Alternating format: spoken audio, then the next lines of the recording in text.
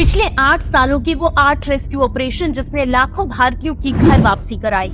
जब जब विदेश में फंसे भारतीय तब तब सरकार ने चलाया अभियान। अफगानिस्तान, यमन, यूक्रेन समेत पूरी दुनिया में दिखा भारत का दम। अगर आप मंगल ग्रह पर भी फंसे हैं तो वहाँ भी भारतीय दूतावास आपकी मदद करेगा। ये ट्वीट किया था 2014 में मोदी सरकार में विदेश मंत्रालय का जिम्मा संभालने वाली सुषमा स्वराज ने, जिसे देखकर हर भारतीय का सीना गर्व से चौड़ा हो गया था। ये लाइनें विदेश मंत्रालय के लिए आदर्श वाक्य बन गयी। 2014 के बाद से जब भी कोई भारतीय विदेश में फंसता है तो सेना और विदेश मंत्रालय संकट मोचक बनकर उसे घर वापस ले आती है। आज हम ऐसे ही 8 ऑपरेशन के बारे में बताएंगे। शुरुआत करते हैं 2015 में नेपाल में चलाए गए ऑपरेशन मैत्री से। 2015 में नेपाल में भीषण भूकंप आया था। इस दौरान मोदी सरकार ने ऑपरेशन मैत्री शुरू किया था। भूकंप आने के 15 मिनट के भीतर ही भारतीय थल सेना और वायु सेना ने ऑपरेशन चलाया था। इसके तहत 5000 से ज्यादा भारतीयों को भारत लाया गया था। भारतीय सेना ने अमेरिका, ब्रिटेन, रूस और जर्मनी के भी 170 विदेशी नागरिकों को सफलतापूर्वक निकाला था। इसके बाद 2015 में ही यमन में चलाया गया ऑपरेशन राहत। उस समय यमन में चारों तरफ बमबारी हो रही थी और हजारों भारतीयों की जान वहां फंसी हुई थी। भारतीय नागरिक लगातार मोदी सरकार से मदद की गुहार लगा रहे थे। ऐसे में पीएम मोदी ने सऊदी किंग को फोन लगाकर जंग रोकने को कहा। इसके बाद सऊदी ने युद्ध को रोजाना 2 घंटे के लिए रोक दिया था। इतना ही नहीं, सऊदी में एयरपोर्ट की तरफ से भारत को 2 घंटे तक के लिए रास्ता भी दिया गया। इस ऑपरेशन में 4000 से ज्यादा भारतीयों को सुरक्षित निकाला गया था। 41 अन्य देशों के करीब 960 लोगों को भी गोलीबारी के बीच बचाकर भारत लाया गया।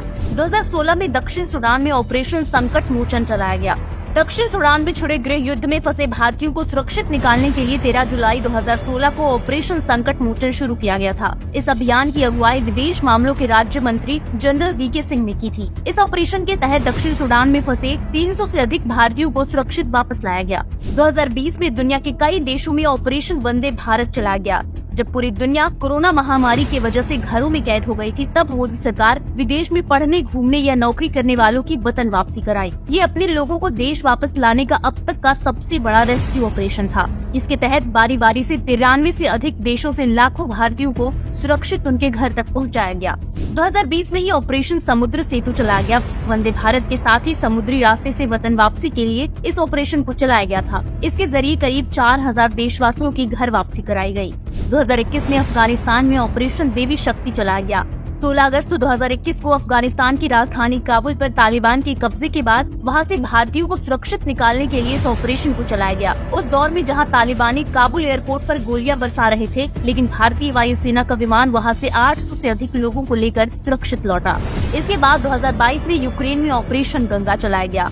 जब रूसी सेना ने यूक्रेन के शहरों में बमबारी शुरू की, तब वहां पढ़ रहे भारतीय छात्रों को निकालना बड़ी चुनौती बन गई। अमेरिका समेत महाशक्तियां अपने नागरिकों को रेस्क्यू करने में घुटने टेक रही थी, लेकिन भारतीय छात्रों से भरी बस ऑपरेशन गंगा के तहत यूक्रेन से बाहर निकल रही थी। पीएम मोदी के एक कॉल पर पुतिन ने कुछ देर के लिए जंग रोकी थी। ऑपरेशन गंगा के तहत सरकार ने रोमानिया, पोलैंड, हंगरी, स्लोवानिया से बातचीत करके बॉर्डर इलाके में फंसे 20,000 से ज्यादा भारतीयों को निकाला था। और अभी सूडान में ऑपरेशन कावेरी चल रहा है।